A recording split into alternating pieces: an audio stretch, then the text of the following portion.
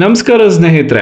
ಚರ್ಚೆ ಯಾರು ಶುರು ಮಾಡೋದಿಲ್ಲ ಅಂದ್ಕೊಳ್ತೀವಿ, ಆದ್ರೆ ಇವತ್ತಿನ ರಾಜಕೀಯ ವೇದಿಕೆಯಲ್ಲಿ ಇವಾಗ ಸಿದ್ದರಾಮಯ್ಯ ಸಿಎಂ ಆಗಿ ಮುಂದುವರಿತಾರೆ ಅಥವಾ ಡಿ ಕೆ ಶಿವಕುಮಾರ್ ಅವ್ರಿಗೆ ಅಂದ್ರು ಕುರ್ಚಿ ಖಾಲಿಯಾಗಿ ಆದಷ್ಟು ಬೇಗ ಸಿಎಂ ಆಗ್ತಾರೆ ಅನ್ನೋ ಚರ್ಚೆ ಮತ್ತೆ ಶುರು ಆಗ್ತಾ ಇದೆ. ಚರ್ಚೆ ಯಾರು ಶುರು ಮಾಡಿದ್ರು ನೀವು ಕೇಳಿದ್ರೆ ಜಮೀರ್ ಅಹಮದ್ ಅವರೇ ಹೌದು. ಮಂಡ್ಯದಲ್ಲಿ ಅವರು ಮಾಡಿದ ಹೇಳಿಕೆ ಈಗ ಕಾಂಗ್ರೆಸ್ ಒಳಗಿನ ನಾಯಕರ ನಡುವೆ ಚರ್ಚೆಗೆ ತೀವ್ರತೆ ಕೂಡ ಕೊಡ್ತಾ ಇದೆ. ಮೊದಲು ಸಿದ್ದರಾಮಯ್ಯನವರು ಮೈಸೂರಿನಲ್ಲಿ ಸ್ಪಷ್ಟವಾಗಿ ಹೇಳಿದ್ರು, ನಾನೇ 5 ವರ್ಷ ಮುಖ್ಯಮಂತ್ರಿ ಆಗಿರ್ತೀನಿ ಅಂತ. ದಸರಾ ಸಂದರ್ಭದಲ್ಲಿ ಕೂಡ ಈ ಮಾತನ್ನ ಹೇಳಿದ್ದಾರೆ. ಅದಾದ್ಮೇಲೆ ಉಪ ಮುಖ್ಯಮಂತ್ರಿಗಳಾದ ಡಿ ಕೆ ಶಿವಕುಮಾರ್ ಅವರು ಕೂಡ ಪ್ರತಿಕ್ರಿಯೆ ಕೂಡ ಹೇಳಿದ್ರು, ಹೌದು ಸಿದ್ದರಾಮಯ್ಯನವರು ನಮ್ಮ ಮುಖ್ಯಮಂತ್ರಿಗಳು, ನಮ್ಮ ಪಕ್ಷ ಹೈಕಮಾಂಡ್ ಏನೇ ತೀರ್ಮಾನ ಮಾಡುತ್ತದೋ ಅದಕ್ಕೆಲ್ಲ ನಾವೆಲ್ಲ ಬದ್ಧ ಅಂತ ಕೂಡ ವಾಪಸ್ಸು ಪುನರುಚ್ಚಾರ ಮಾಡ್ತಿದ್ದಾರೆ. ಆದ್ರೆ ಅವ್ರವ್ರ ಫಾಲೋವರ್ಸ್ ಬಿಡ್ಬೇಕಲ್ಲ, ಅದನ್ನೇ ವಾಪಸ್ಸು ಹೇಳಕ್ ಶುರು ಮಾಡಿದ್ದಾರೆ. ಆದ್ರೆ ಈಗ ಸಚಿವ ಜಮೀರ್ ಅಹಮದ್ ಕೂಡ ಮಂಡ್ಯದಲ್ಲಿ ಮಾಡಿದ ಹೇಳಿಕೆ ರಾಜಕೀಯ ಒಂದು ತಿಕ್ಕಟ ಅಂತ ಹೇಳಬೇಕು, ಅದು ಹೇಳ್ತಾ ಇದೆ. ಯಾಕಂತಂದ್ರೆ ನವೆಂಬರ್ಗೆ ಯಾವುದೇ ಕ್ರಾಂತಿ ಆಗಲ್ಲ, ಸಿದ್ದರಾಮಯ್ಯನವರೇ 5 ವರ್ಷ ಮುಖ್ಯಮಂತ್ರಿ ಆಗಿರ್ತಾರೆ ಅಂತ ಅವ್ರು ಹೇಳ್ತಾರೆ. ಆದ್ರೆ ಇದೇ ವೇಳೆ ಅವರು ಡಿ ಕೆ ಶಿವಕುಮಾರ್ ಪರವಾಗಿ ಬ್ಯಾಟಿಂಗ್ ಕೂಡ ಮಾಡ್ತಾ ಇದ್ದಾರೆ. ಏನ್ ಹೇಳ್ತೀವಿ ಅಂದ್ರೆ ಡಿ ಕೆ ಶಿವಕುಮಾರ್ ಕೂಡ ಮುಖ್ಯಮಂತ್ರಿ ಆಗ್ಬೇಕು ಅಂತ ಬಯಸ್ತಾ ಇದ್ದಾರೆ ಅಂತ ಕೂಡ ಬಾಯಿ ಬಿಟ್ಟು ಹೇಳ್ತಾ ಇದ್ದಾರೆ. ಇದೀಗ ಕಾಂಗ್ರೆಸ್ ಒಳಗೆ ನಾಯಕರ ನಡುವೆ ಮೌನ ಕಾಳಗ ಕೂಡ ನಡೀತಿದೆಯಾ ಅಂತ ಕೂಡ ನಮಗೆ ಪ್ರಶ್ನೆ ಕಾಡ್ತಿದೆ.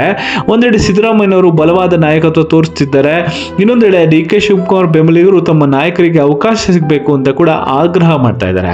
ಸಿದ್ದರಾಮಯ್ಯ ಹೇಳ್ತಾರೆ ಹೈಕಮಾಂಡ್ ತೀರ್ಮಾನ ಮಾಡಲಿ ಅಂತ, ಡಿ ಕೆ ಶಿವಕುಮಾರ್ ಕೂಡ ಹೇಳ್ತಾರೆ ನಾವೆಲ್ಲ ಹೈಕಮಾಂಡ್ ತೀರ್ಮಾನಕ್ಕೆ ಬದ್ಧ ಅಂತ. ಆದ್ರೆ ಜನರ ಪ್ರಶ್ನೆ ಬೇರೆನೇ ಇದೆ. ಏನಂತ ಅಂದ್ರೆ ಈ ಹೇಳಿಕೆಗಳ ನಡುವೆ ಹಿಂದೆ ನಿಜವಾದ ಏನಾದರೂ ರಾಜಕೀಯ ಸಮೀಕರಣ ನಡೀತಾ ಇದೆಯಾ, ಯಾರಾದ್ರೂ ಬೇಕು ಅಂತಾನೆ ಇವೆಲ್ಲ ಮಾಡ್ತೀರಾ ಅಥವಾ ಅವ್ರವ್ರ ಫಾಲೋವರ್ಸ್ ಮಾಡ್ತೀರಾ ಅಂತ ಕೂಡ ಕ್ವಶನ್ ರೈಸ್ ಆಗುತ್ತೆ. ರಾಜಕೀಯ ವೀಕ್ಷಕರು ಹೇಳ್ತಾ ಇದ್ದಾರೆ, ನೋಡಿ ನವೆಂಬರ್ ನಲ್ಲಿ ಸಚಿವ ಸಂಪುಟ ಪುನರಚನೆ ಆಗಬಹುದು, ಆ ಸಂದರ್ಭದಲ್ಲಿ ಹಿರಿಯ ನಾಯಕರಿಗೂ ಸ್ಥಾನ ನೀಡುವ ಸಾಧ್ಯತೆ ಇದೆ.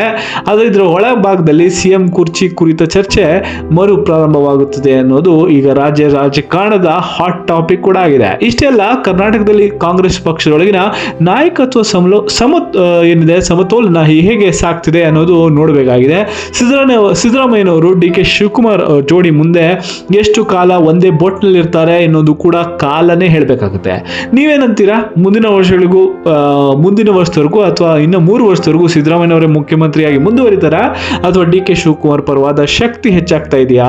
ನಿಮ್ಮ ಅಭಿಪ್ರಾಯವನ್ನು ಕಮೆಂಟ್ ಅಲ್ಲಿ ತಿಳಿಸಿ. ಹಾಗೂ ಅವರವರೇ ಫ್ಯಾನ್ಸ್ ಫಾಲೋವರ್ಸೇ ಅವರವರೇ ಮಾತಾಡಿ ನಮ್ಮನ್ನೆಲ್ಲ ಭಂಗ ಮಾಡ್ತೀರಾ ಅಂತ ಕೂಡ ನಮಗೆ ಕ್ವಶನ್ ರೈಸ್ ಆಗುತ್ತೆ.